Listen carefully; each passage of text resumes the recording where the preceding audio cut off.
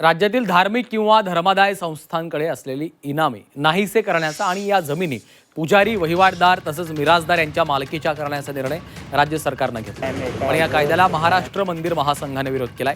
जमिनींचा चुकीचा वापर होण्याची शक्यता असल्याचं महाराष्ट्र मंदिर महासंघाचे राष्ट्रीय संघटक सुनील घनवट यांनी म्हटलं.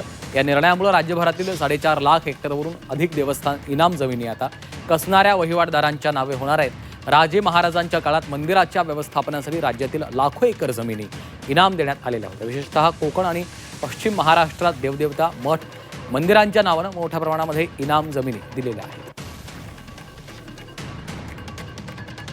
आज अशा प्रकारच्या जमिनी ज्या आहेत या भूमाफिया, राजकारणी, काही बिल्डर लॉबी, काही महसूल विभागातले अधिकारी अशा संगनमताने भविष्यात जाऊन ह्या सगळ्या जमिनी विकल्या जातील.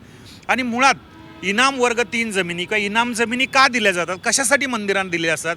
पूर्वीच्या काळातले राजे रजवाडे, त्या ठिकाणचे शासक यांनी देवस्थानांसाठी ह्या इनाम दिलेल्या जमिनी आहेत.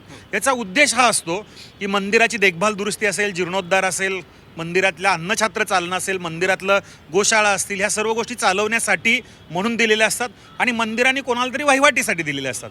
याचा अर्थ वहिवाटदार त्याचा मालक असू शकत नाही, त्याच्या नावावर ह्या जमिनी होऊ शकत नाहीत.